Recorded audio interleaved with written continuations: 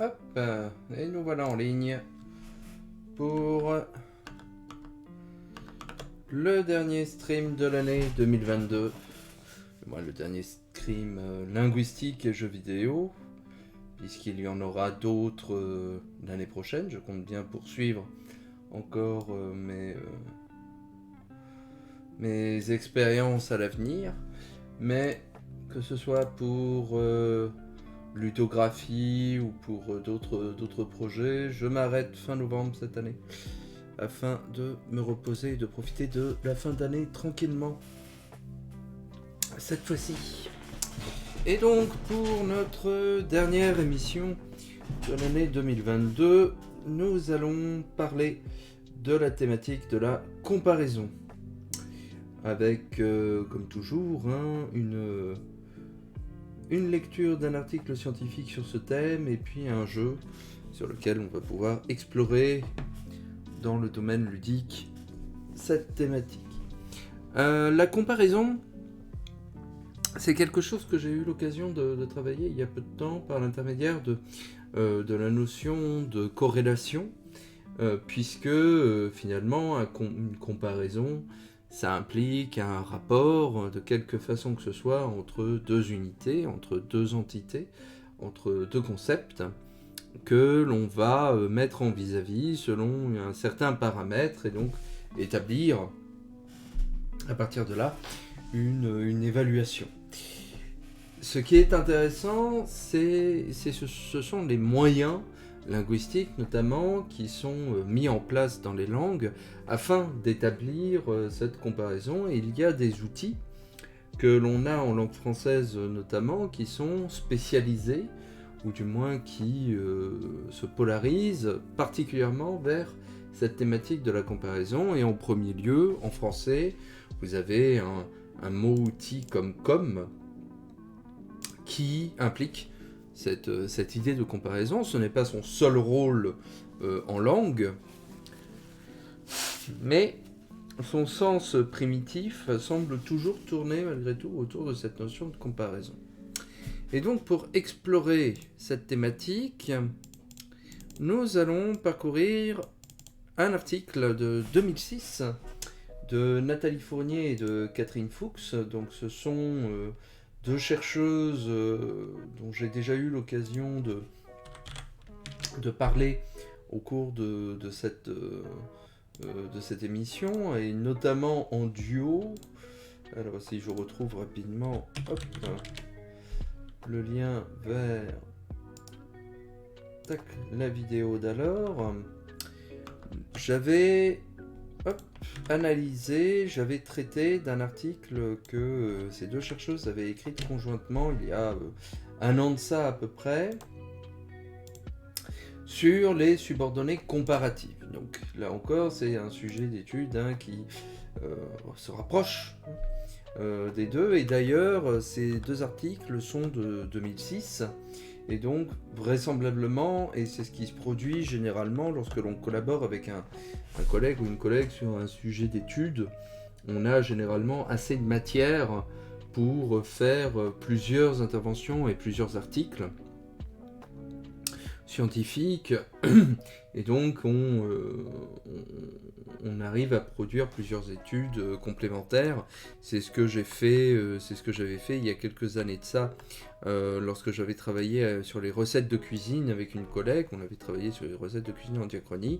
On avait réussi à produire deux articles et à faire deux conférences sur ces articles-là. Donc c'est quelque chose qu'on rencontre assez souvent dans le milieu académique, et ça permet véritablement d'avoir le sentiment d'avoir exploré une thématique assez loin, sans être limité souvent par la taille des articles scientifiques, puisque quand on écrit un article scientifique, vous ne le savez peut-être pas, du moins dans ma discipline, on a souvent des contraintes de taille en termes de signes, de caractères. Merci pour le follow Agmok, désolé si je prononce mal le pseudo.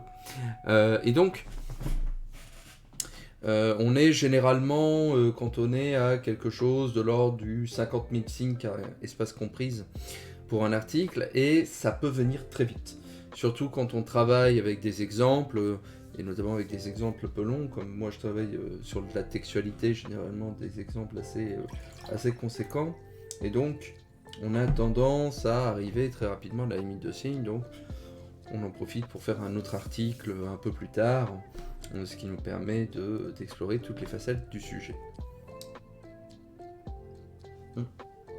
Donc ce soir, l'article que je vais lire, que et comme marqueur de comparaison, est paru dans le numéro 18 de la revue Lexique, et il est donc du chef de Catherine Fuchs et de Nathalie Fournier.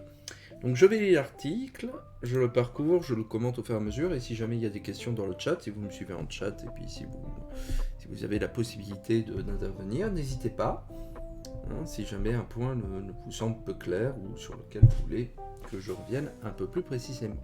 L'article est un peu long, donc je ne le lirai pas en détail, mais je vais m'arrêter sur les endroits d'analyse qui me semblent être le plus intéressant. Donc, cet article étudiera les termes que et comme dans leur emploi d'introducteur de subordonnées comparatives, c'est-à-dire dans des énoncés comme « Marie est aussi jolie que sa sœur »,« Marie est aussi jolie qu'elle est gentille »,« Il ment comme un arracheur de dents » ou bien « Il ment comme il respire ». Que et comme appartiennent à la famille des termes en QE, ou ce qu'on appelle encore les termes QU, qui est une famille de termes qui partagent un très grand nombre de caractéristiques morphosyntaxiques qui permettent de les classer en familles. Donc on va avoir des relatifs par exemple, des marqueurs de comparaison comme ici, des indéfinis, des intégratifs, des mots comme quelque, comment, que, quoi, etc. viennent vraisemblablement d'une seule et même racine QE, en indo-européen, que l'on symbolise comme ça et qui a essaimé toute une famille de termes dans les langues indo-européennes, en français, en anglais, en allemand, etc. Donc, ces deux termes que et comme peuvent être décrits quant à leur fonctionnement à partir de leur étymologie. L'étymologie de que, du latin quam, est en fait un adverbe de degré. Il marque le degré indéfini sur un prédicat. Cette valeur de degré est la valeur de base de que et elle est sentie comme typique de la comparaison, dans des exemples comme tac tac tac, Pierre est plus grand que son frère. Dans d'autres contextes, cette valeur de base peut se trouver altérée. Ainsi, dans Pierre travaille dans le textile, de même que ses deux frères, de son côté, comme est à la base, et conformément à son étymologie, quo modo, un adverbe de manière. Il prononce l'espagnol comme les Argentins, c'est-à-dire il prononce l'espagnol à la manière des Argentins. Mais selon les co-textes, cette valeur primaire de manière, qui sous-tend le fonctionnement le plus prototypique de la comparaison en com, est susceptible de se charger d'une grande diversité d'effets de sens supplémentaires, voire même de glisser vers des valeurs qui se situent clairement hors du champ de la comparaison. Comme apparaît donc comme un terme extrêmement polysémique. On a par exemple un des emplois qui a été assez commenté. Voilà, c'est par exemple « Comme il pleuvait, je suis allé au cinéma », équivalent à « du fait qu'il pleuvait », juste comme j'allais partir, le téléphone a sonné, juste au moment où j'allais partir. Qu'est-ce que tu préfères comme dessert, c'est-à-dire en matière de dessert. On peut aussi rajouter le comme coordonnant, Pierre comme Luc sont venus. Bon. Bref, comme est polysémique, mais ces autres sens sont vraisemblablement déviés de cette matière première de la comparaison que l'on trouve dans l'étymologie. Dans leur emploi comparatif, que et comme fonctionnent comme des connecteurs intégratifs, c'est-à-dire des termes introduisant la subordonnée comparative en la chevillant à la proposition matrice de la manière qui va expliciter ci-dessous. La différence entre eux est que pour marquer la comparaison, que nécessite d'être corrélé à un terme déclencheur dans la matrice, alors que comme n'en a pas besoin. Les comparatives en que seront donc appelées comparatives corrélatives. Typiquement, que dans la comparaison va fonctionner avec un adverbe de degré. Il est plus grand que, il est moins grand que, il est aussi grand que son frère, alors qu'avec comme, il n'y a pas de corrélation. Il ment comme un arracheur de dents. Le fonctionnement comparatif de que et comme peut être décrit ainsi. Comme dans toutes les structures intégratives, le terme en que que ou comme, et la cheville, c'est-à-dire le pivot, qui articule deux structures propositionnelles correspondant à une matrice et à une subordonnée. Marie est aussi jolie qu'elle est gentille, ou bien il ment comme il respire. Donc là on voit bien avec cette structure horizontale et verticale, on voit bien la cheville qui vient faire pivoter les deux structures propositionnelles. En emploi intégratif, que et comme jouent un rôle à la fois dans la matrice et dans la subordonnée. Ils ont une valeur de parcours et marquent le degré indéterminé, que, ou la manière indéterminée, comme, qui sert de repère aux deux relations. Marie est jolie à un certain degré, Marie est gentille à un certain degré, il ment d'une certaine manière, il respire d'une certaine manière. Le chevillage consiste à identifier le degré ou la manière. On glossera donc le fonctionnement comparatif de que et comme suit.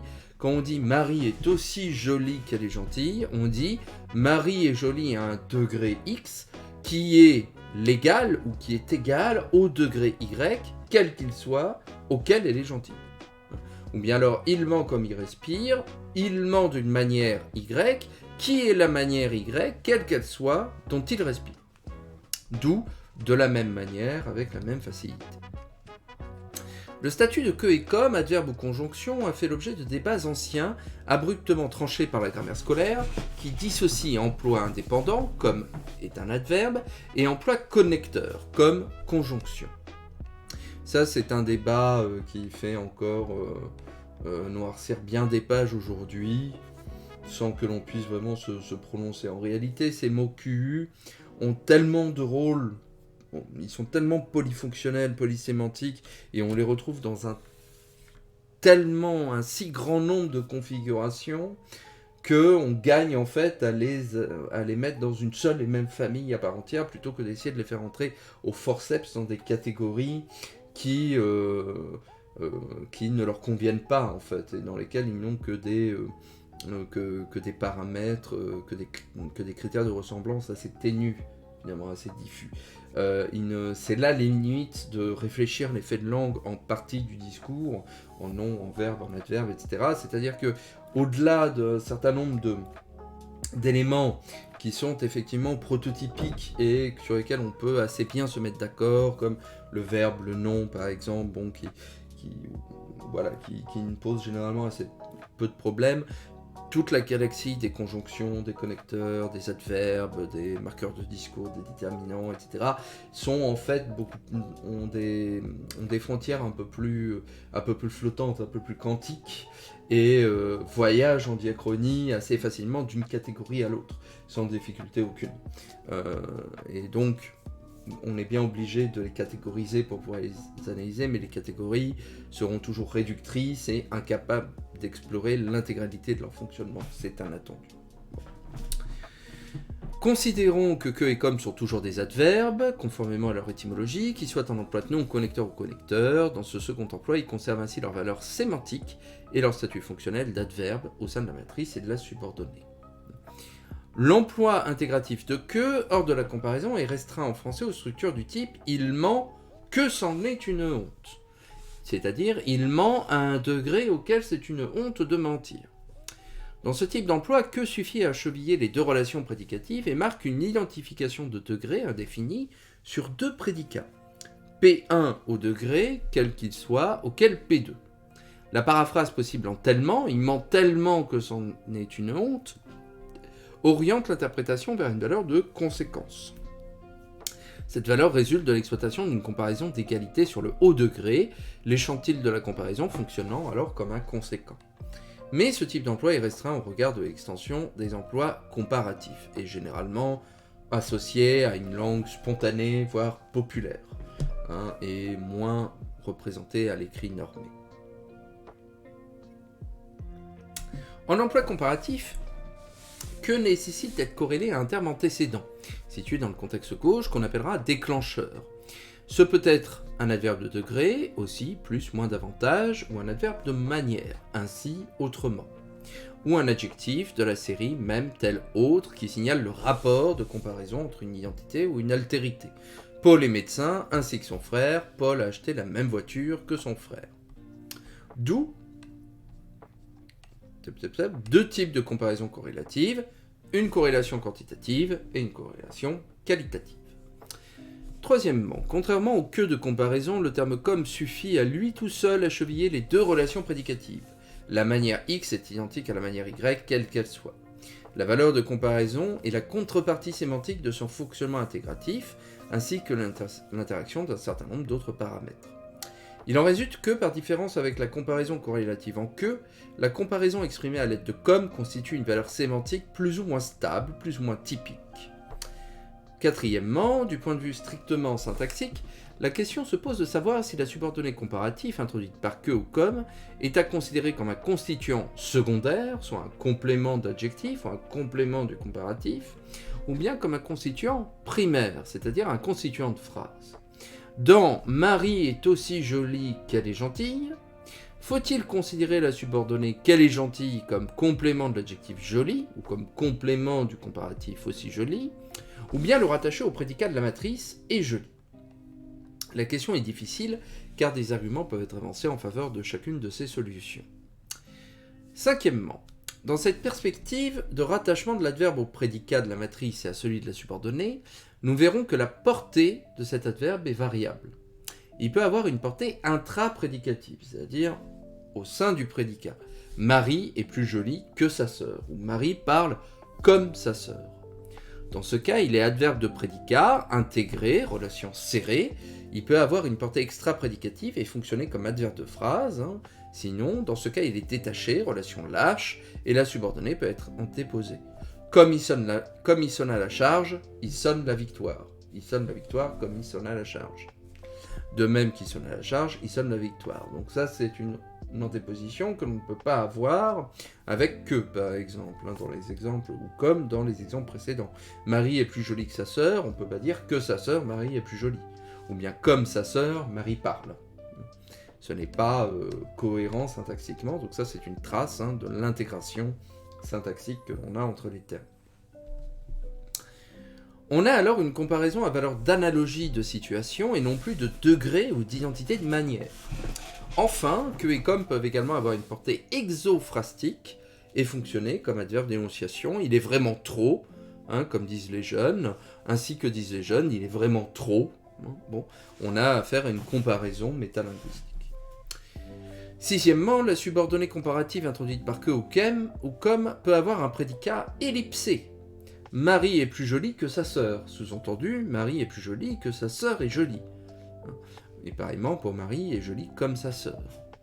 La restitution de ce prédicat ellipsé est en général aisée dans le cas des comparatifs en que, elle est parfois plus difficile dans le cas des comparatifs en comme, car le prédicat ellipsé de la subordonnée peut correspondre à un prédicat qui n'est pas le prédicat explicite de la matrice.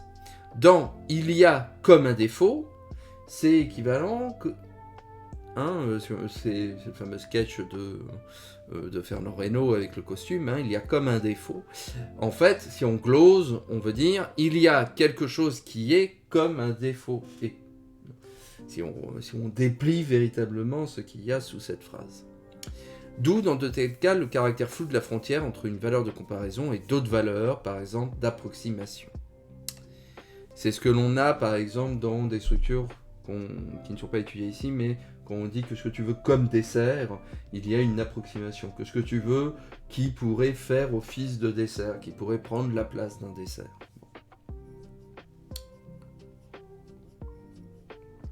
Et donc, l'objectif de cet article est de comparer le fonctionnement syntaxique de ces deux emplois, et tout d'abord dans la proposition matrice. Donc les marqueurs. Que, on l'a vu, nécessite un déclencheur contrairement à comme. Pour entrer dans une structure comparative, que nécessite d'être corrélé à un autre terme, le déclencheur dans la matrice. Ce peut être un déclencheur quantitatif qui oriente le degré de comparaison, qui marque soit l'inégalité, plus, davantage, moins, soit l'égalité, aussi, si, autant, tant. Ou bien alors un déclencheur qualitatif qui marque l'identité dans le domaine de la manière, ainsi, autrement, ou de la qualité, même, tel, autre. Dans ce cas, la valeur de degré de que est altérée, il ne marque plus que le chevillage entre les deux structures. Partant, il y a deux types de comparaisons corrélatives. Une comparaison quantitative fondée sur le degré, c'est la comparaison prototypique. Ou bien une comparaison qualitative fondée sur la manière, c'est une comparaison dérivée de la première, de par le fait, dont la portée est extra-prédicative. Quelle forme peut prendre ce déclencheur ? Il arrive que le déclencheur, en l'occurrence de degré, soit amalgamé avec le constituant auquel il est incident. C'est le cas pour mieux, qui équivaut à plus bien, à pis, plus mal, meilleur, plus bon, pire, plus mauvais, et moindre, plus petit. En revanche, une séquence comme aussi peu ne sera pas analysée comme formée du déclencheur aussi, portant sur l'adverbe peu, mais comme le déclencheur aussi peu. Aussi peu fonctionne comme un quantifieur de bas degré, et la corrélation aussi peu que marque l'égalité quantitative dans l'échelle des petites quantités. L'équivalent serait autant que pour le haut degré, puisque aussi beaucoup que est irrecevable. Donc il mange plus que son frère, il mange moins que son frère, autant que son frère, aussi peu que son frère. Le modifieur du déclencheur. Les adverbes plus et moins qui marquent une inégalité de degré peuvent être modifiés par un adverbe d'intensité comme bien ou beaucoup, ou bien par encore. Marie est bien plus jolie, beaucoup plus jolie, encore plus jolie que sa sœur.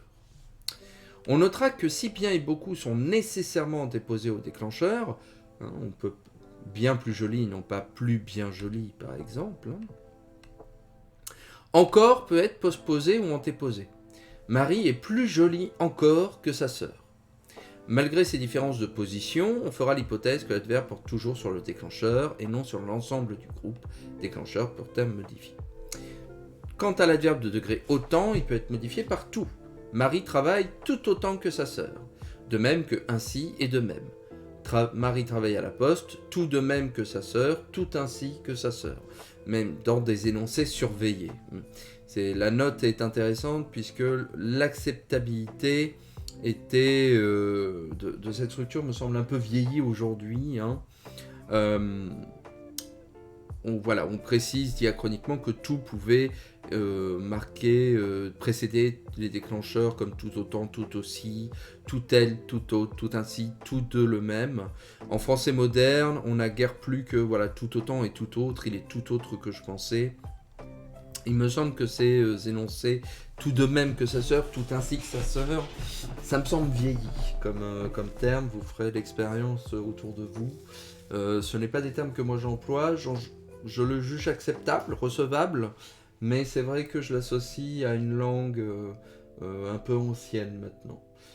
Mais la recevabilité des exemples de grammaire selon les locuteurs et les locutrices diffère parfois beaucoup.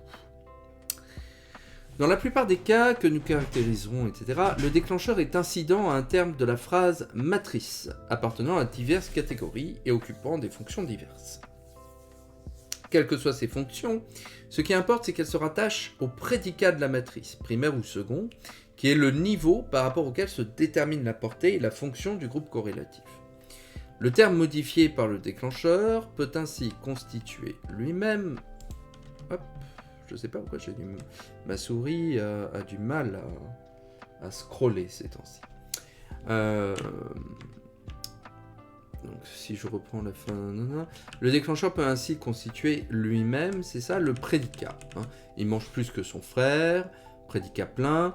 Il est plus grand que son frère, prédicat attributif. Il est plus à l'aise que son frère, prédicat locatif. Ça peut être un argument du prédicat, le modifier, etc. Ce peut être un prédicat primaire ou secondaire. Je le crois plus grand que son frère, avec un attribut de l'objet. Je l'ai vu travailler plus longtemps que son frère, épithète détaché, etc. Paul plus attentif que son frère, etc. Donc on a une très grande variété d'emplois concernant la syntaxe de ces termes. Passons à comme. Comme en emploi intégratif marque un parcours indéterminé sur la manière, ou plus généralement sur le modus, c'est-à-dire la façon dont l'énoncé est dit, plutôt que sur le dit, et contrairement à que, il suffit à lui seul à marquer la comparaison. On rappellera toutefois l'existence dans l'ancienne langue de structures du type ainsi, autant comme ou aussi belle comme, attestées dans la première moitié du XVIIe siècle et qui se tarissent avant la fin de l'époque classique. Hein.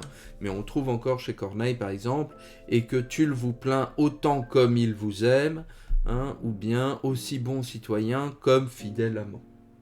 Ça, c'est des traits du français préclassique, hein, que l'on a notamment encore entre 1550 et 1630 à peu près, 1640, voilà, 1650 maximum. Ça, c'est lourdement noté. Après, les grammairiens seront très sévères à l'époque classique sur ce type de structure. Comme peut être précédé par l'adverbe tout, hein, tout comme son frère, Paul est très doué pour les langues. La portée, qu'en est-il de leur portée dans la matrice ? L'adverbe que et l'adverbe comme peuvent, selon les cas, avoir trois types de portée dans la proposition matrice. Une portée intraprédicative, extraprédicative et exoprédicative. On l'avait vu. La valeur particulière que prend l'opération de comparaison résulte précisément de l'interaction entre le type de portée de ces adverbes et le sémantisme intrinsèque des termes que et comme. Opposition entre degré et modus.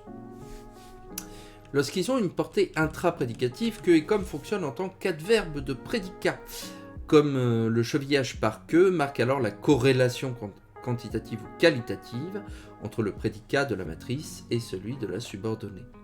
Le chevillage par comme marque l'identité de modus entre ces deux prédicats, c'est-à-dire l'identité de manière de faire ou d'être. Lorsqu'ils ont une portée extra-prédicative, que et comme sont des adverbes de phrase. Le chevillage par que marque alors soit la corrélation quantitative, soit la corrélation d'identité qualitative entre les deux relations prédicatives. Le chevillage par comme marque l'identité de modus, c'est-à-dire l'identité du mode d'être des situations. Enfin, lorsqu'ils ont une portée exophrastique, ce sont des adverbes d'énonciation.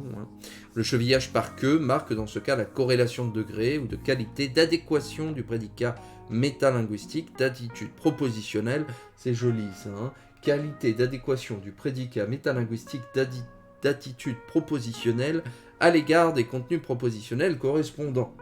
Essayez de dire ça trois fois rapidement.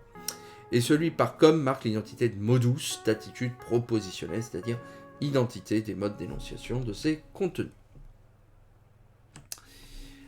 Les différences de portée peuvent être mises en relation avec les deux types de comparaison corrélatives. Une très forte affinité apparaît entre corrélation quantitative et portée intraprédicative. Ce type de corrélation marque un degré sur des prédicats gradables, hein, dans lesquels on peut les disposer en échelle, du moins vers le plus, et n'a que beaucoup plus rarement une portée extra-prédicative ou exophrastique.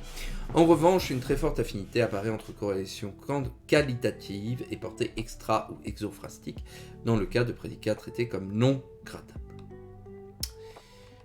Donc, je regarde un peu l'heure pour voir, oui, très bien, je vais pouvoir progresser un peu.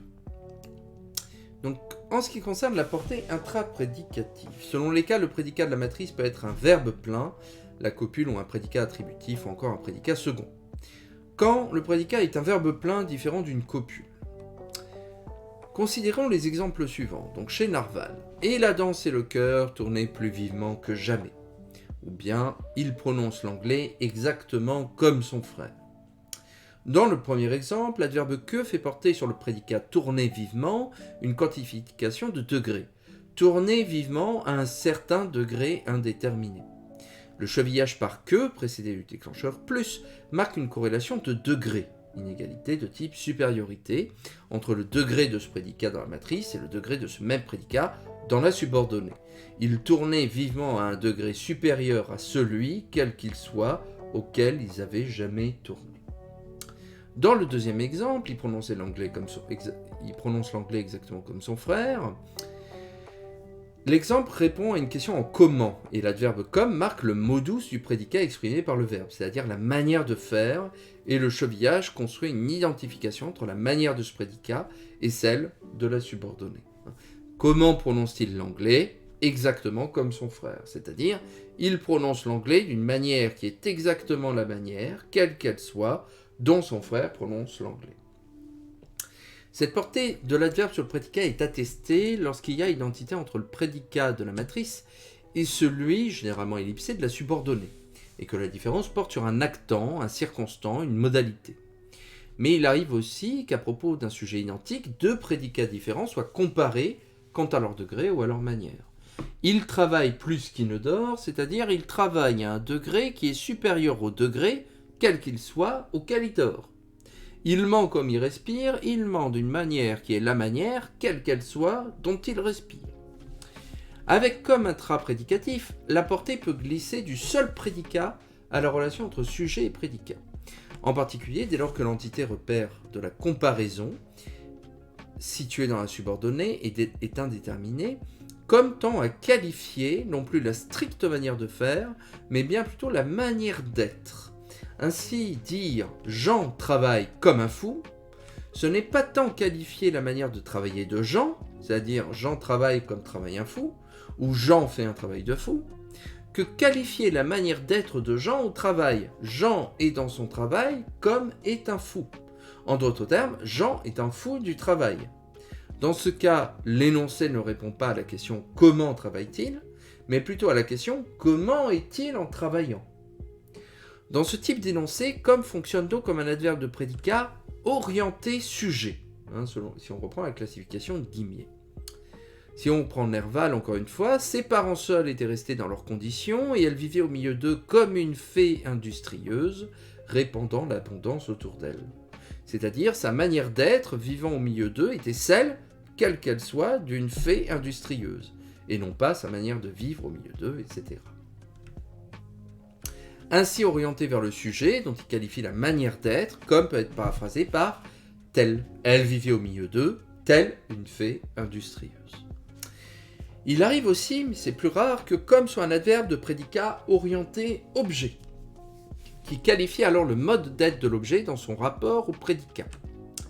Nerval toujours, je la plaçais désormais comme une statue souriante dans le temple de la sagesse.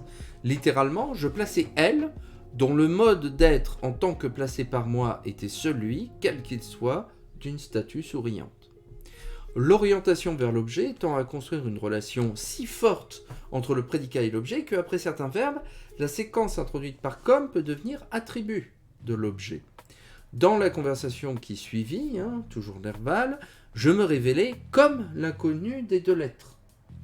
On n'est plus alors dans la comparaison, mais dans l'identification. Littéralement, je révélais moi être l'inconnu des deux lettres. Donc, cela ouvre la porte à des emplois comme considéré comme, traité comme, etc., qui dérivent directement des emplois comparatifs. Je le considère comme mon frère. C'est-à-dire, moi je le considère comme étant celui qui pourrait être mon frère. Mais ça dérive directement de ces emplois comparatifs. Cette construction comme plus GN entretient une relation très serrée avec le verbe. On sort de la comparaison. La construction se laisse paraphraser à l'aide d'un énoncé en comme si plus être. Dominique le considérait comme s'il était du grand gibier. Je vous présenterai comme si vous étiez une consoeur. Contrairement au chevillage par comme, le chevillage par que ne peut produire de tels effets. Les corrélatifs quantitatifs, qui quantifient un degré, ne peuvent quantifier la relation entre le prédicat et l'un de ses arguments. Dans un énoncé comme « Jean travaille autant qu'un fou », cet énoncé n'est pas équivalent à « Jean travaille comme un fou ». Si l'on peut qualifier la manière d'être d'un sujet, on ne peut pas, sur une telle relation du sujet au prédicat, quantifier de degré. Quant aux corrélatifs qualitatives, elles sont également réfractaires. Des énoncés comme « Jean travaille de même qu'un fou » et « Jean travaille ainsi qu'un fou », qui sont très peu naturels, ne peuvent être compris comme signifiant « Jean est un fou du travail » et qu'il en se fait à « Jean travaille comme un fou ». Il signifie plutôt « Jean travaille de la même façon que travaille ou travaillerait un fou ». Jean a une façon de travailler qui est celle d'un fou. On voit donc que la comparatif qualifie le prédicat et non le rapport entre le sujet et le prédicat. Lorsque le prédicat est la copule être ou un prédicat attributif.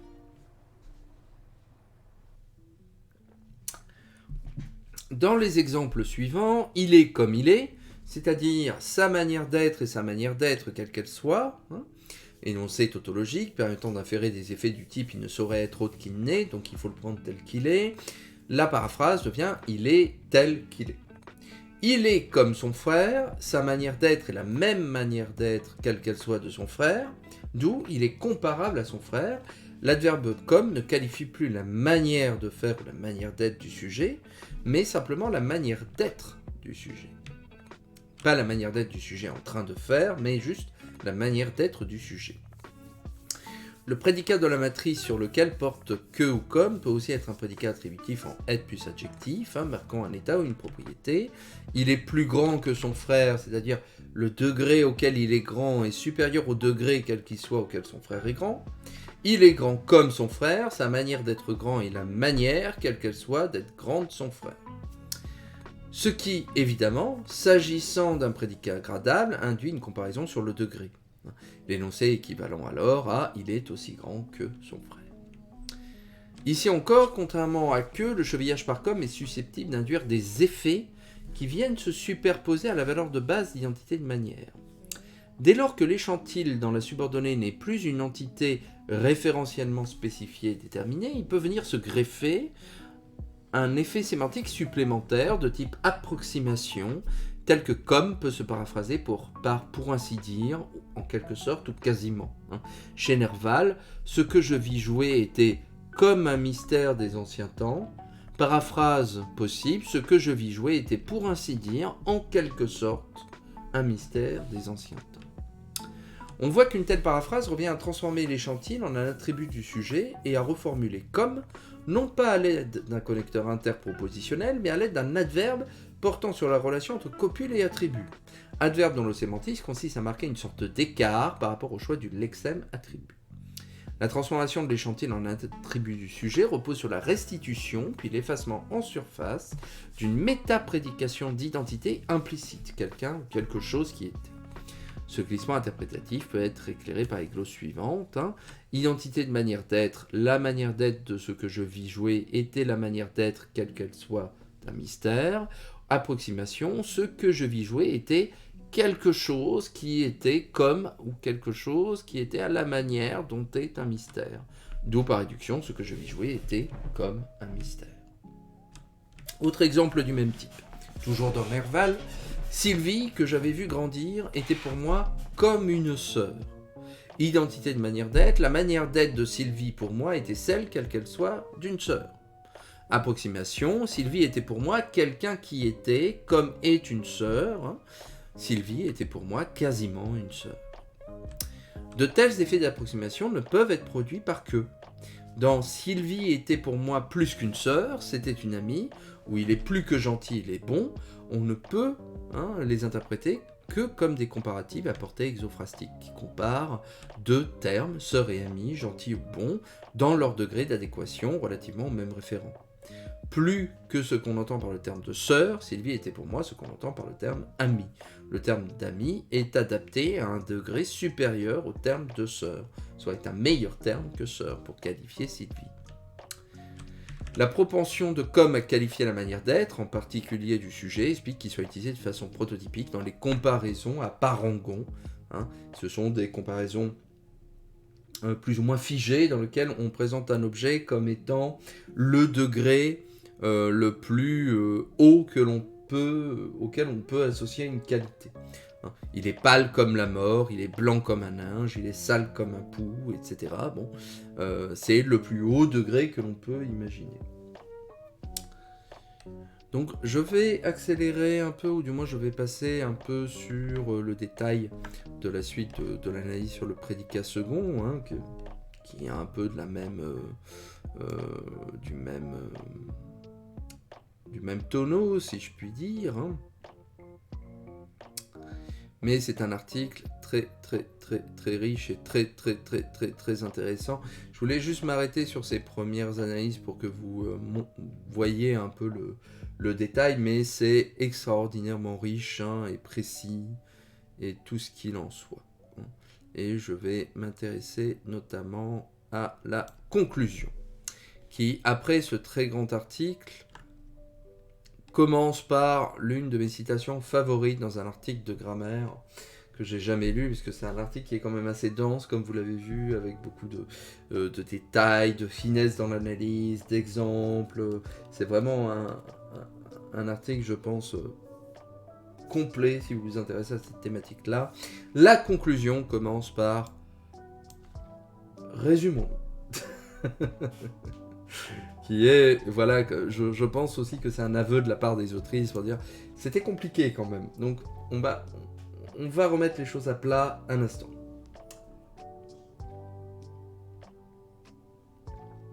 Résumons-nous. Les deux adverbes que et comme en tant que terme Q partagent à la base un même fonctionnement. En tant que connecteurs intégratifs, ils chevillent la proposition subordonnée à la matrice. Ce chevillage a pour effet d'opérer un certain type d'identification, quant au degré ou quant au modus, entre les deux propositions. Et c'est précisément de cette identification que procède la valeur de comparaison. Par ailleurs, en tant qu'adverbe, que et comme peuvent avoir dans la matrice comme dans la subordonnée trois types de portée.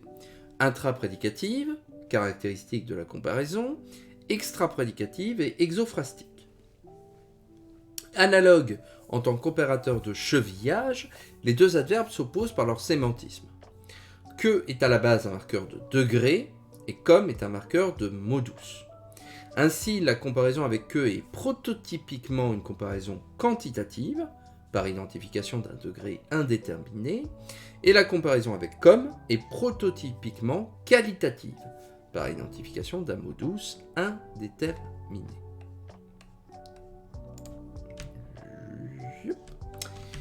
Les différences entre les comparatives en que et celles en comme peuvent être appelées comme suit.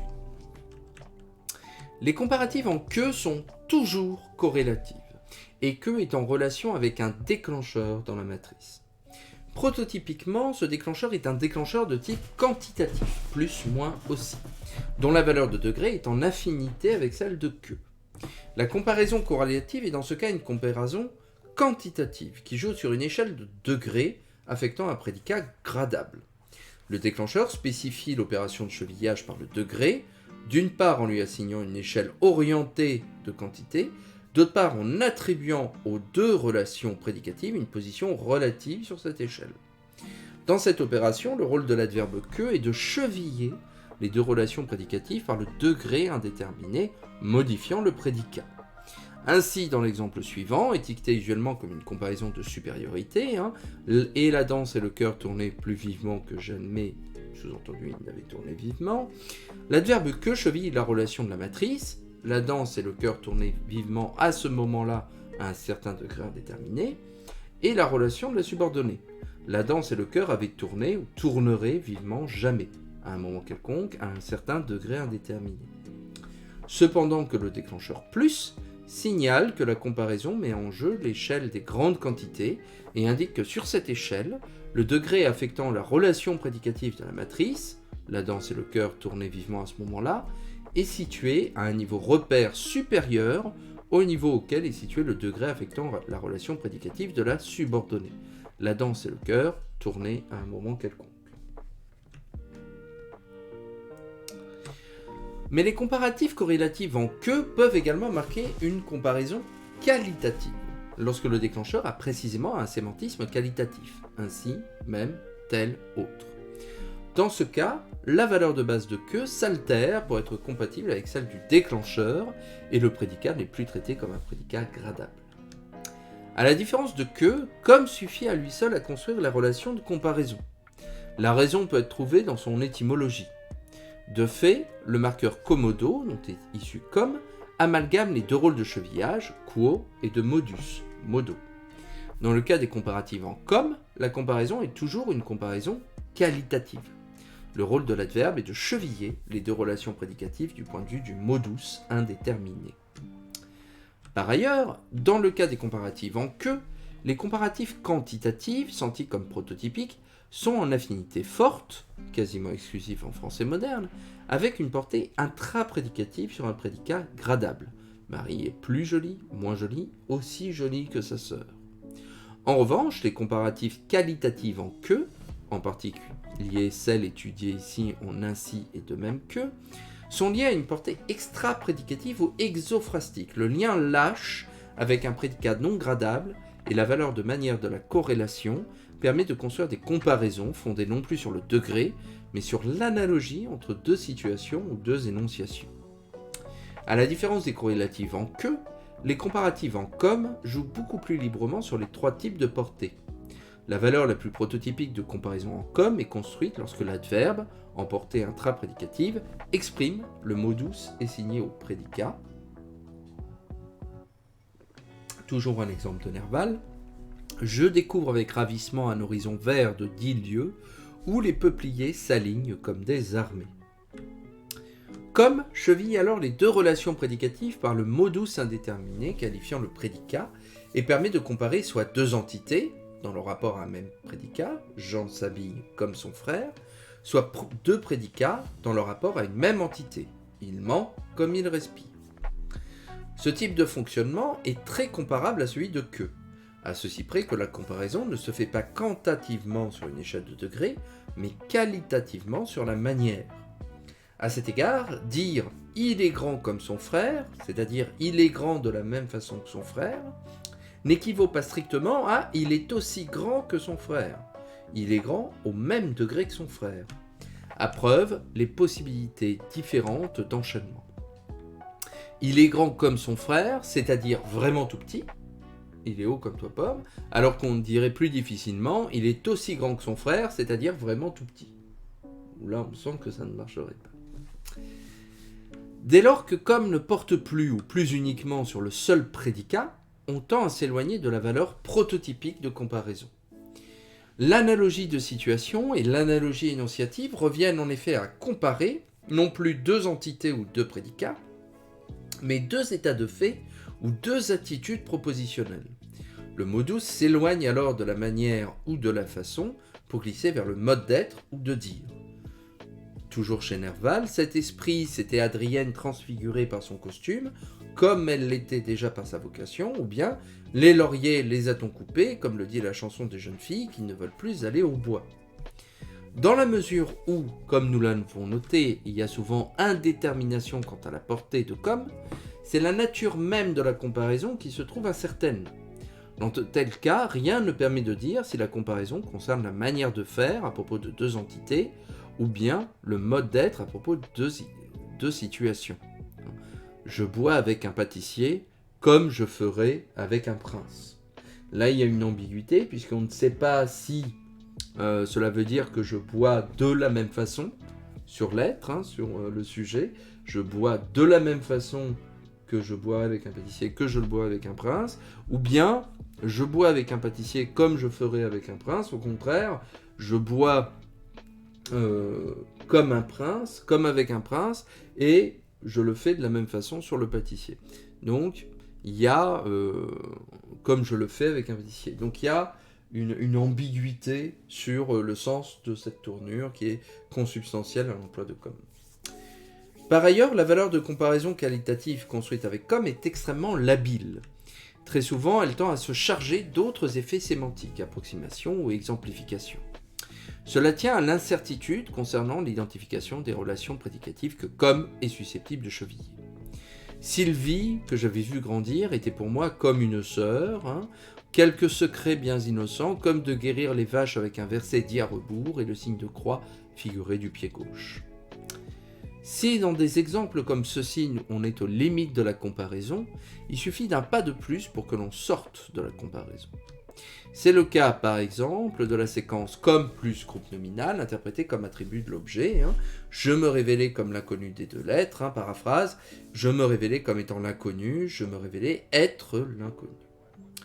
On voit que contrairement à la comparaison construite par les corrélatives, la comparaison en comme est, du point de vue sémantique, beaucoup plus difficile à cerner, dans la mesure où elle couvre un spectre tout à la fois large et instable qui, selon les cas de figure, peut glisser depuis la comparaison par excellence, comparaison à part un compte, jusqu'à des valeurs mixtes ou limites.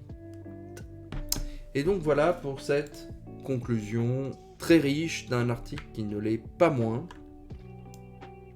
sur le fonctionnement en comparaison de que et de comme en langue française moderne, avec cette différence fondamentale que l'on a entre ces deux termes, que l'on prend parfois comme synonymes ou équivalents, mais qui, au niveau de leur fonctionnement syntaxique et dans leur possibilité d'enchaînement, hein, sont très divers. Donc, je n'ai pas pu rentrer dans le détail de l'article qui était très riche et très long, mais je voulais néanmoins en lire le début et la fin pour vous montrer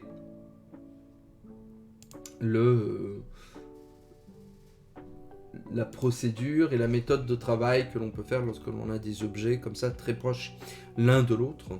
Donc je redonne la référence, hein, que et comme marqueur de comparaison, un article de Nathalie Fournier et de Catherine Fuchs, sorti en 2006 dans le numéro 18 de la revue Lexique.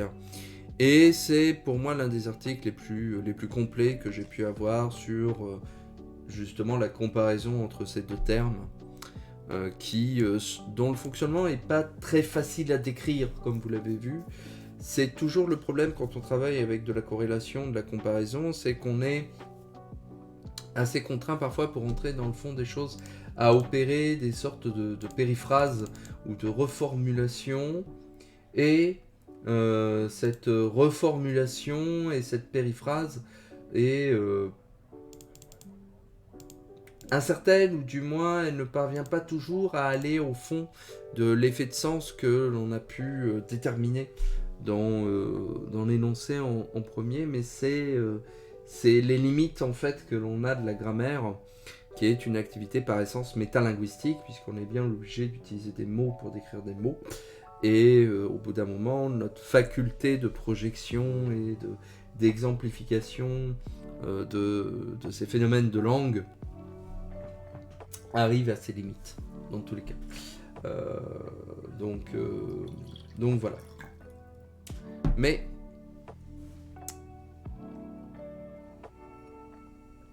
je me suis souvent plongé dans cet article, que j'ai aussi parmi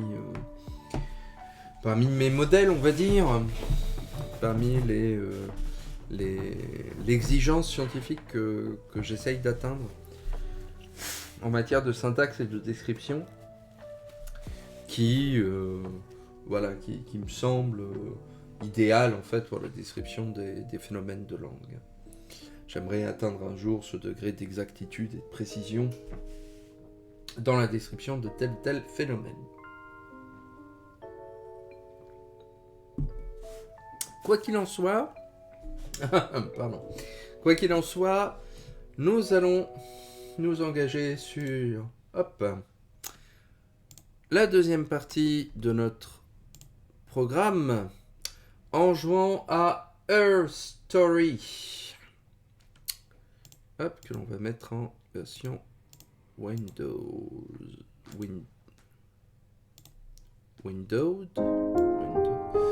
Peut-être un peu petit comme ça. Alors, est-ce que j'ai accès? Je vais changer la résolution. Alors, 1024, 1280... 1280 par 1024, ça devrait être mieux comme ça. Ouais. On va baisser.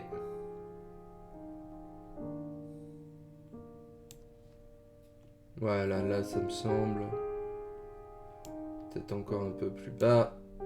Voilà. Il va y avoir des sous-titres dans le jeu, mais je veux m'assurer néanmoins que l'on entende au moins la voix. Donc, Her Story, jeu de Sam Burlow, sorti en 2015. C'est un jeu narratif, on va dire, d'enquête, d'une texture toute particulière et qui avait été assez remarquée par la critique à l'époque. Et donc je me suis beaucoup servi dans ma grammaire comme moteur de mes réflexions, puisque Her Story met vraiment en question les limites de ce qu'on appelle un jeu vidéo dans son fonctionnement fondamental, et ça m'a permis du coup de formaliser un certain nombre de réflexions que j'avais en tête et voilà, qui ont trouvé à s'exprimer de cette façon. Sam Burlow a fait d'autres titres depuis. Il y a un jeu qui est sorti cette année qui s'appelle Immortality à propos d'une star de cinéma. Je n'ai pas eu l'occasion de le faire.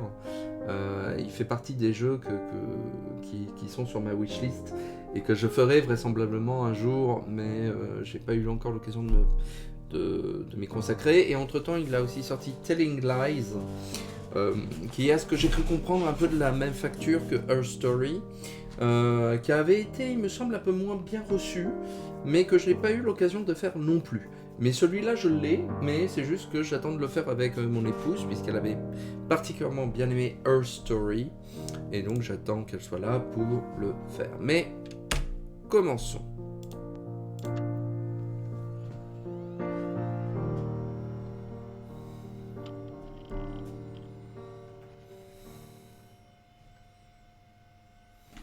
Est-ce que d'ailleurs je peux... Alors attendez... Non, on va laisser ça comme ça me semble bien. Donc, le concept du jeu est assez simple. Il va nous falloir reconstituer une histoire en cherchant dans une base de données un certain nombre d'éléments d'un interrogatoire qui a été fait sur une femme. Donc le README sur le bureau, donc on a une interface qui imite un bureau de type Windows, nous explique que les différents clips vidéo ont été indexés avec le script de transcription des paroles que l'on trouve dans la vidéo, et donc si on tape un mot, on va avoir accès à la vidéo où le mot est prononcé. Et donc, hop, l'idée, ça va être de reconstituer une histoire qui, par essence, va être achronologique, puisqu'on ne sait pas, en tapant un mot, quel est l'ordre des vidéos, en fait. On va avoir accès qu'aux premières dans lesquelles le mot est prononcé, mais pas à toutes. Et ça affiche que les 5 ou 6 premières, je crois, si je me rappelle bien, on va voir. Et donc, il va nous falloir reconstituer au fur et à mesure l'histoire. Et nous avons différents moyens de... alors, je sais pas ce qui est le mieux, anti-glare. On va laisser anti-glare, ça me semble bien, pour explorer tout ça. Et nous avons le database checker qui va se compléter au fur et à mesure que nous allons voir des vidéos afin de voir un peu ce qui nous manque. Donc si par exemple nous laissons murder, meurtre, comme le jeu nous le propose, nous intéressons voilà la database et nous avons accès à 4 vidéos, les 4 premières, les 4 entrées trouvées, et le petit œil indique que nous ne l'avons pas encore visualisé. Donc nous avons des vidéos de 11 secondes, 12 secondes, 7 secondes, 21 secondes. Donc par exemple, lisons celle-ci. You think it's murder? I mean, clearly it's murder. What can I do to help? Donc on a un timestamp, une heure et une date à laquelle la vidéo a été enregistrée. Là vous voyez, un carré vert est apparu, donc nous avons visualisé cette vidéo-là. Et donc l'objectif du jeu va être de retrouver toutes les vidéos. That's me.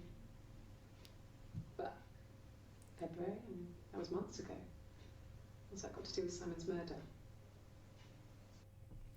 Donc nous continuons, nous regardons tous les clips, tant qu'à faire. I didn't murder Simon. You've got it wrong. You've got the wrong person.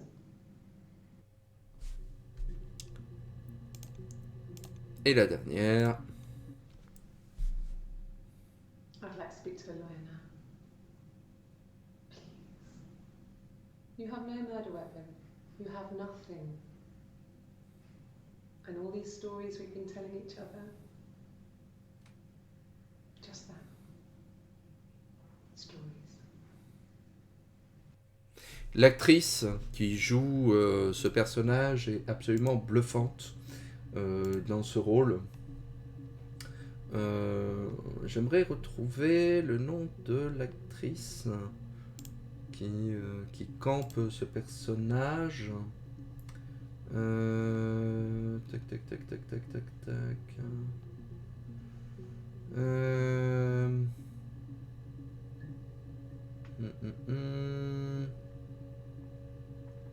Comment s'appelle-t-elle?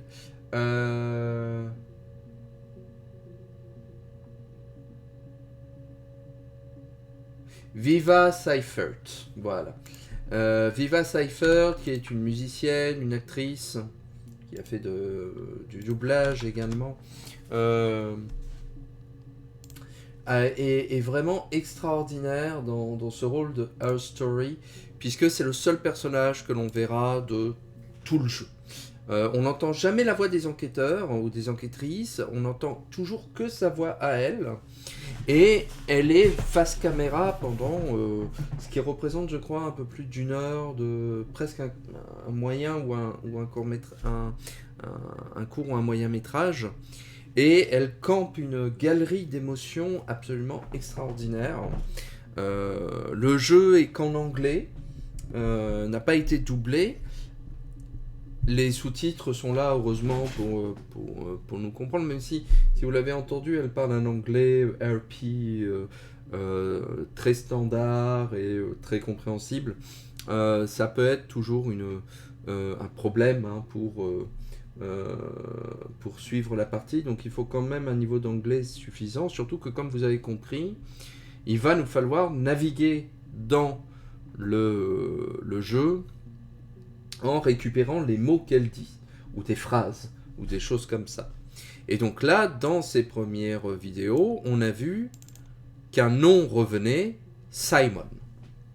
Hein, on comprend qu'on l'accuse d'avoir tué un, soi-disant, Simon.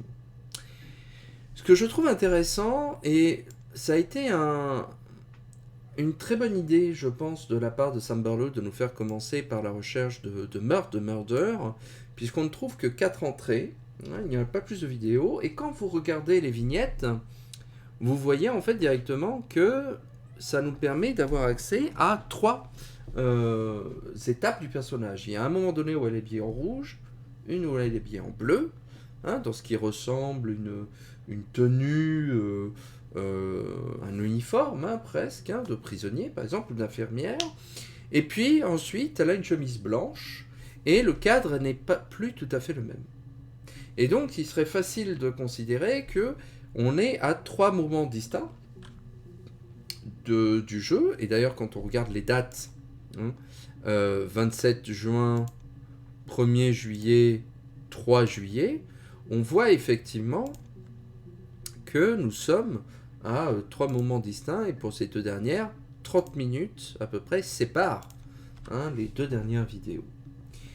Et donc au fur et à mesure que l'on va trouver des mots et des indices à chercher, on va pouvoir avoir accès à de plus en plus d'informations. Et là, en tapant Simon, vous voyez que l'on a accès à 5 vidéos, mais on nous dit qu'il y a 61 entrées dans lesquelles le nom est prononcé. Et donc, il va nous falloir retrouver au fur et à mesure et comprendre ce qui s'est passé véritablement dans cette histoire. Alors qu'au fur et à mesure, la database se remplit progressivement. Donc, c'est en faisant des comparaisons entre ce qui est dit et ce que nous avons trouvé que nous allons avoir la possibilité de remplir les cases de cette histoire, hein, au fur et à mesure.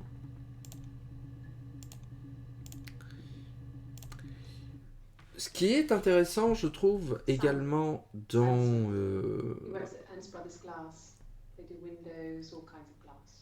Ce que je trouve intéressant dans ce jeu... Alors, j'ai du mal à parler pendant qu'elle parle, donc je vais me taire.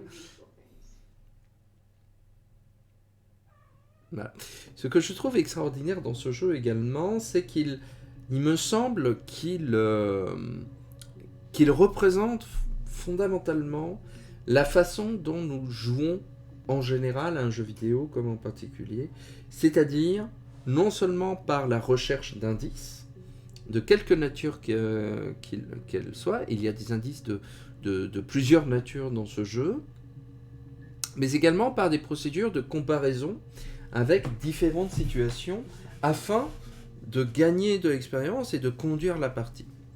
La première comparaison, la première quête d'indices que l'on va avoir, ce sont des indices évidemment textuels, linguistiques. Je lance l'extrait.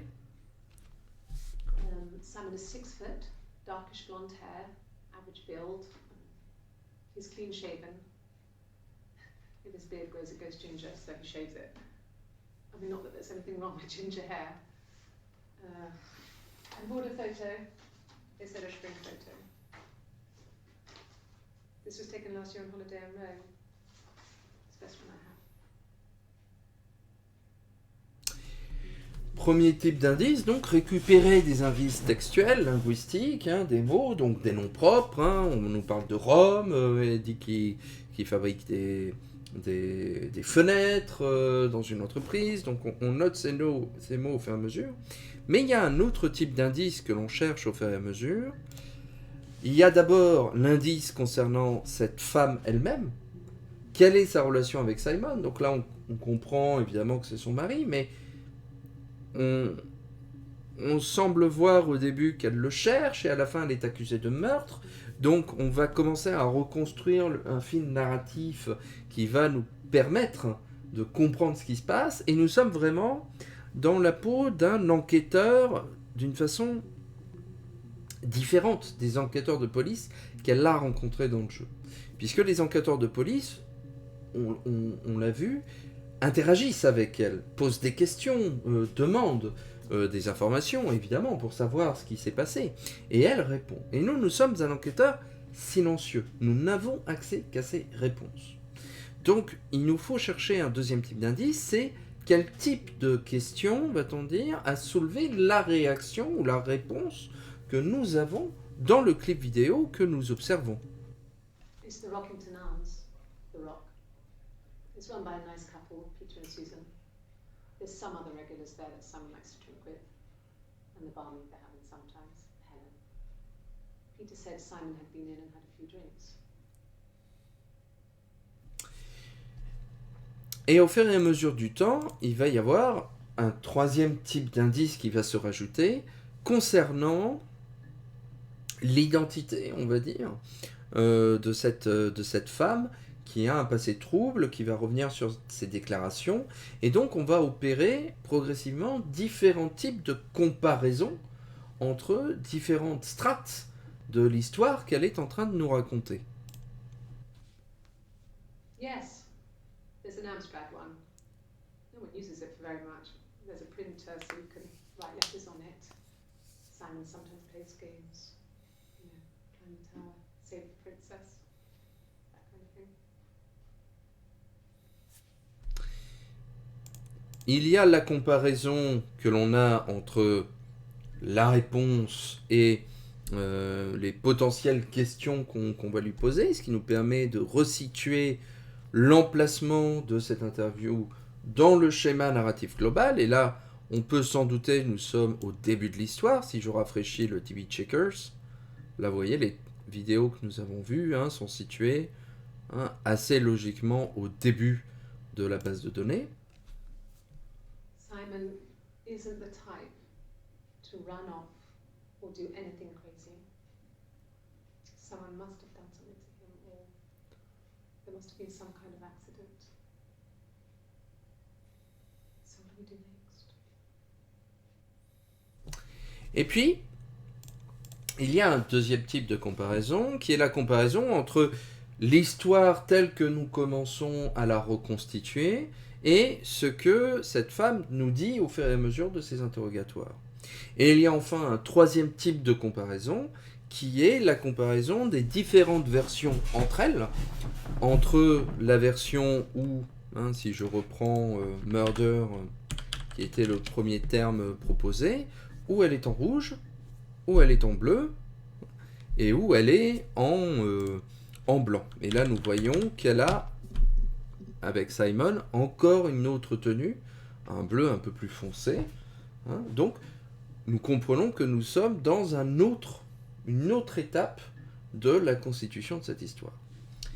Finalement, jouer à un jeu vidéo, quel qu'il soit, ce n'est jamais qu'être dans cette même posture analytique, comparative, finalement, quel que soit le jeu dans lequel on va travailler. C'est-à-dire que l'apprentissage d'un jeu vidéo, de jouer à un jeu vidéo, quel qu'il soit, se fait en proposant des gestes vidéoludiques. Ici, c'est taper un mot, mais ça peut être prendre une direction, ramasser un objet, utiliser un objet, parler à un personnage, etc. Et voir les conséquences de cette action par rapport à d'autres actions similaires ou approchantes, afin de savoir si nous avançons dans la bonne direction, si nous remplissons un objectif plus ou moins donné à nous, ou bien si nous faisons fausse route. Si je tape des mots qui ne sont pas dans la base de données, eh bien, je vais devoir les rayer et je saurai qu'il ne faut pas reprendre absolument cette recherche. Alors, je présume qu'il n'y a pas linguistics, par exemple, ça me surprendrait. Bon, linguistique n'est pas dans la base de données. Donc, je sais que ce n'est pas quelque chose qu'il faut que je fasse. De la même façon, dans un jeu d'aventure, si j'ai un adversaire, comme dans un Mario, par exemple, qui me blesse quand j'essaye de lui sauter dessus parce qu'il a des picots sur la tête, j'apprendrai que picot sur la tête égale ne pas sauter sur les ennemis. Et au contraire, lorsque j'ai une action qui est couronnée de succès, computer il n'y est pas. Donc si je fais Amstrad,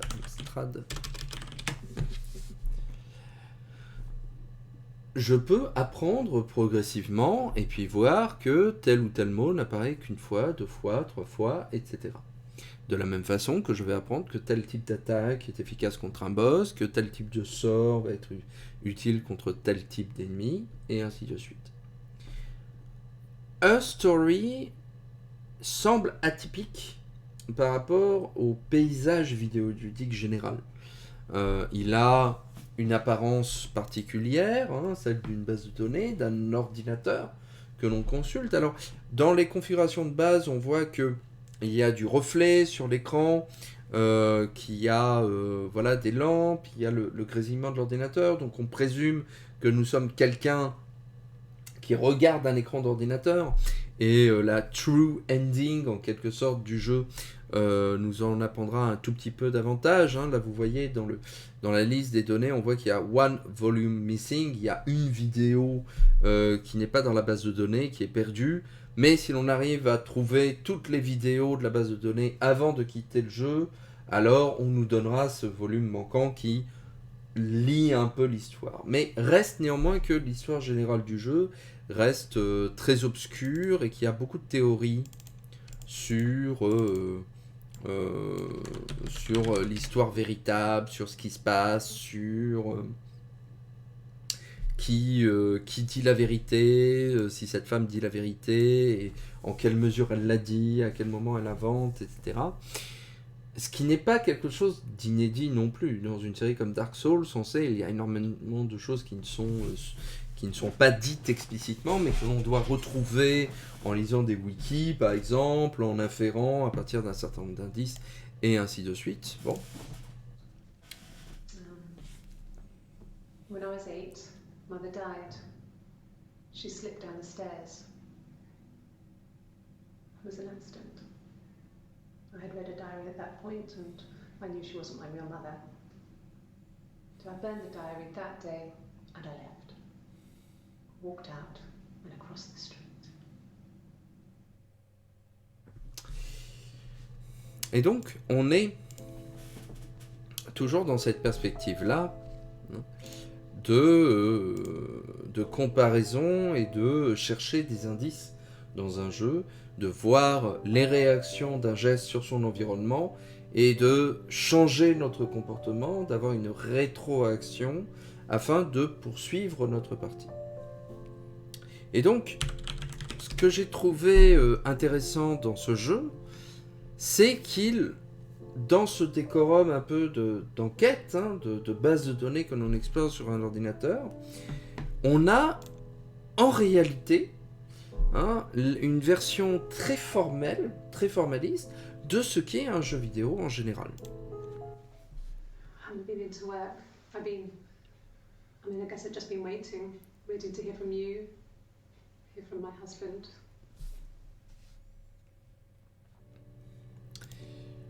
Mais en soi, Her Story n'est pas si différent dans sa qualité de jeu vidéo que n'importe quel autre type de jeu vidéo. C'est, en essence, dans les gestes que nous faisons, dans la dynamique dans laquelle nous ne sommes vraiment pas plus loin que d'un jeu comme Monkey Island, où après avoir fait une action, on compare les résultats avec d'autres types d'actions pour voir si nous sommes sur la bonne voie ou pas, qu'avec un jeu d'aventure ou de plateforme, où nous cherchons des indices, les comparons, les inférons, pour réussir à reconstruire une histoire. When you suspect someone of murdering their husband.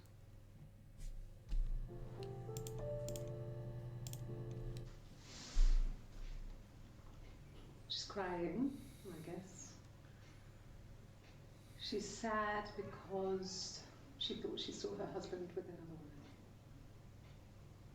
But it's okay, because she finds out it wasn't her husband, it was his brother. And so it's fine. Cette actrice est vraiment extraordinaire dans ce rôle. Vraiment génial. Donc, voilà, si vous ne connaissez pas Her Story, je vous recommande, le jeu ne doit pas être bien cher maintenant sur Steam, je pense. Il doit être très accessible, tout du moins. Mais, il a vraiment quelque chose de très intriguant, ce jeu, je trouve, cet épisode. Et il mérite d'être découvert. Je vais encore jouer un peu, je pense, histoire de faire quelques vidéos, de vous montrer un peu plus de ce magnifique jeu d'acteur, et puis ensuite je pense que je rendrai l'antenne, comme qui dirait. I thought it made me sound suspicious. It's not a normal thing to do, to drive to the other end of the country. I wanted to keep it simple. I knew it was stupid not to tell you everything. Saying I spent the night in Glasgow when my husband went missing, I thought it would, distract you from what was important. It's different now. Now he's...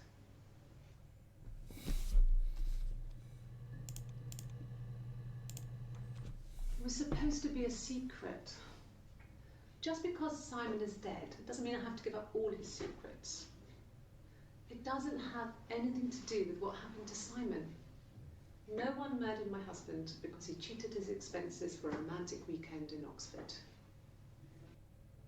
Et là, si on est attentif, on voit qu'il y a quelque chose qui cloche. Je ne sais pas si vous l'avez remarqué. Ici, elle a un tatouage sur son bras gauche. Et là, elle ne l'a pas. Comparaison entre deux états de jeu différents. Comment interpréter ça? Ici, nous sommes le 25 juin. Ici, nous sommes le 1er juillet. Alors, c'est vrai qu'en l'espace d'une semaine, elle a pu se faire un tatouage, même si il semble quand même assez grand, ou peut-être que ça n'en est pas un, mais c'est ce type de détail, évidemment, qui interroge ce qui se passe véritablement dans cette histoire, et qui nous dirige progressivement vers du moins une explication à l'histoire, sans qu'on sache particulièrement voilà le fin mot encore maintenant, et le jeu est construit de toute façon d'une certaine façon afin que vous ne puissiez pas avoir de réponse définitive, mais il y a quelque chose d'intéressant dans ce jeu, en tout cas. Et je voulais vous montrer cette image-là. Alors, pourquoi j'ai tapé guitare? Parce que je sais ce qui arrive, effectivement. Mais c'est un mot qu'à un moment donné on récupère dans un des sous-titres. Mais je voulais notamment vous montrer cette vidéo-là qui est pour moi la plus, cet extrait-là qui est la plus mémorable du jeu, je trouve. You want me to play something? Je vais hausser un Oh, peu. well, it's a great guitar player. Okay. Probably needs tuning. No. It's okay. How about a traditional ballad? Should be right up your street.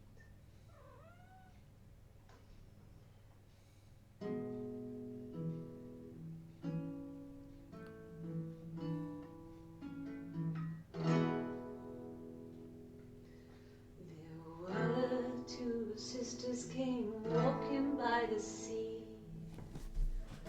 Oh, the wind and the rain. The eldest one pushed the other one in. Oh, the dreadful wind and rain. See, they both had a love for the captain's son. Oh, the wind and the rain. But he only cared for the youngest one. Oh, the dreadful wind. Oh, the eldest envied her sister fair. Oh, the wind and the rain. With a pretty little face and her long blonde hair. Oh, the dreadful wind and rain. So she pushed her in and held her down. Oh, the wind and the rain. Watched her as she slowly drowned. Oh, the dreadful wind and rain. Oh, she floated up and she floated down. Oh, the wind and the rain. Floated till a ship came by. Oh, the dreadful wind and rain. Out comes the captain's son. Oh, the wind and the rain. Father dear, here swims and swan. Oh, the dreadful wind and rain. And then it gets really weird, so I think that's a good place to stop. C'est pour moi l'un des moments nodal de la partie. Cette chanson de guitare que je trouve vraiment très... voilà, et qui vous donne une idée, je pense, de la direction Ouais. dans laquelle l'histoire va, ou du moins l'une de ses interprétations. He liked to listen, but he was tone deaf. Donc oui, véritablement, Yeah, it's my guitar. All Story est un jeu vraiment intéressant à faire. Je l'avais fait à l'époque de mon côté, et puis je le refais ensuite avec mon épouse. Et on a passé une très belle soirée à s'interroger, à formuler des hypothèses, à trouver tous les mots importants. Parce que là, vous voyez, donc au début, on a tendance à chercher des noms propres, puisque le jeu nous amène assez rapidement vers des noms propres, mais très rapidement, nous sommes bloqués avec ce système qui ne retient que les 5 premières entrées. Il est difficile d'y aller. Donc ensuite, on explore un peu plus. Donc par exemple, les relations de famille. Okay. There's a girl and she's staring out of the window. She's sad. She's trapped. She's here. She's looking out the window because her mother won't let her out.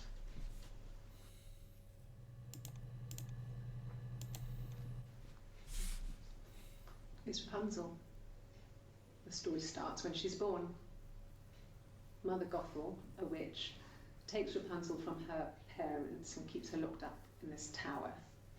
Rapunzel gets pregnant by the prince, and Mother Gothel is furious, so she cuts off her hair and throws it. Actually, her hair's already short here, so That's already happened. She throws her into the wilderness, and Rapunzel is reunited with the prince, who's blind. But she kills him with her tears, and so it's a happy ending. Is that too much? Et donc, progressivement, je pense que vous comprenez de plus en plus ce qui se I passe. was young, but I would have been a good mother.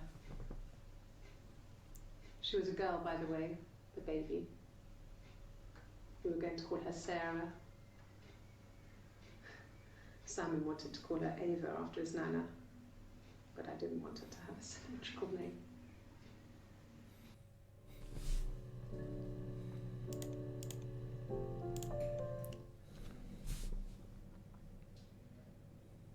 My mother called me Eve.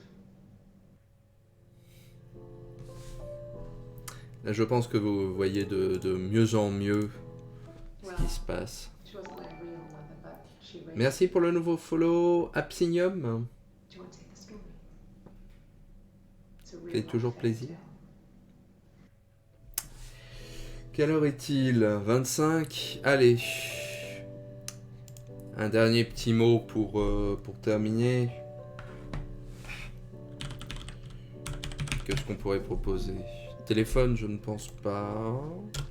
Qu'est-ce qu'on pourrait avoir plutôt qu'un nom propre? Parce que les noms propres vont nous donner trop, je pense, d'options. Qu'est-ce qu'on pourrait avoir d'intéressant? Interroger. Stairs, non. Windows. Je pense que, ouais, sur les fenêtres, il y a des choses. No, they were shut. Most of the windows were really hard to open anyway. It's stifling in summer. They were painted over by my dad. Could have left a door open accidentally. Or there's a cat flap in the back door.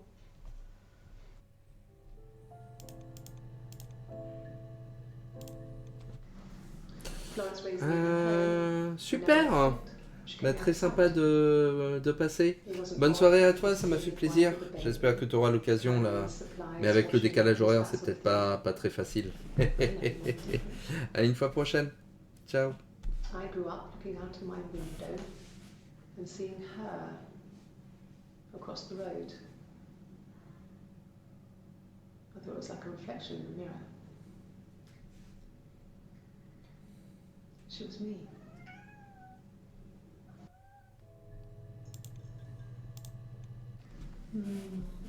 She recognized me from the window. She told me to come inside, and she hid me. They had made the attic into a place where Hannah could play. There was a dollhouse. She hid me up there. No one else ever went into the attic. It was her place. En tout cas, allez, encore un dernier mot ou deux peut-être. Comme attic. Yes. I inherited it from my parents, so it made sense to move back. Me and Simon. Felt like going back to old ways before the pregnancy. Reminded me of being a girl, a dollhouse in the attic, old things. We didn't sleep in my parents' bedroom for a long time. We decorated it as soon as we moved in, but it was another year before we started sleeping there.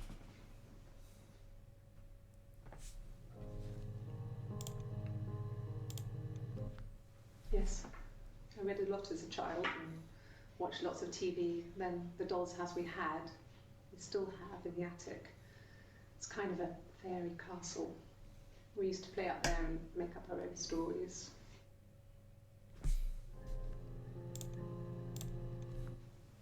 Could the hairs have come from somewhere else? I mean, could they... We have a lot of dolls in the attic. There's a Rapunzel doll with long blonde hair. Could they have come from there?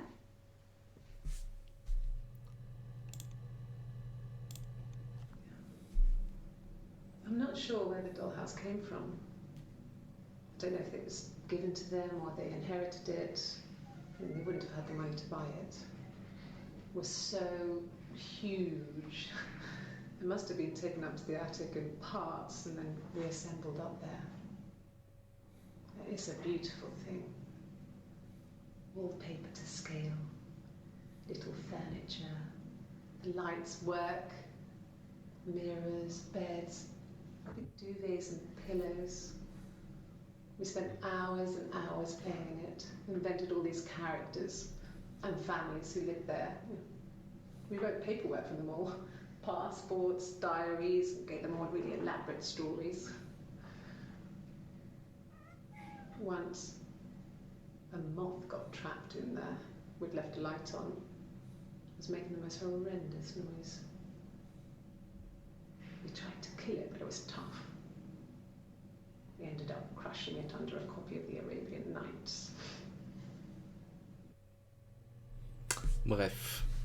Je vais m'arrêter là pour ce soir, dans tous les cas, en vous enjoignant de jouer à Her Story.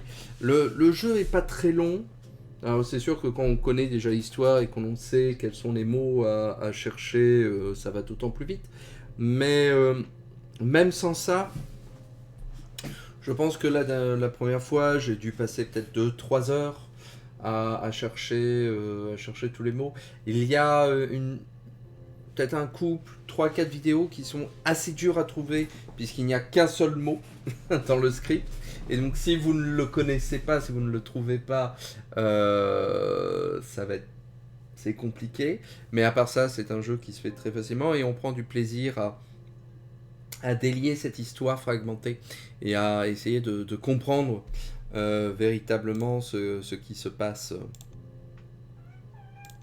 dans le jeu. Je vais m'arrêter là pour ce soir. Et donc, in extenso pour ces streams de 2022. Celui-ci sera comme les autres disponible pendant une semaine sur Steam et sur Twitch. Et après, je l'uploaderai d'ici la fin de semaine sur ma chaîne YouTube pour archivage. Les streams linguistiques et jeux vidéo reprendront courant janvier, je pense. Je ne sais pas encore quand exactement, mais entre la mi et la fin janvier. Et d'ici les fêtes, et peut-être pas pendant les fêtes, mais avant la reprise en tout cas, dans la pause, il est encore possible que je stream notamment du Zelda Randomizer, comme je l'ai fait ces dernières semaines, si jamais vous voulez passer me faire un petit coucou ou regarder une partie comme ça. Dans tous les cas, je vous souhaite une bonne soirée. Merci à celles et ceux qui sont passés voir me dire un petit coucou, ça me fait toujours plaisir. Je vous souhaite une bonne fin de semaine, de bonnes fêtes si voilà, je n'ai pas l'occasion de vous le redire d'ici là. Et puis peut-être à 2023 avec, je l'espère, de la nouvelle énergie à revendre pour affronter cette nouvelle année. Portez-vous bien et puis à bientôt. Ciao ciao.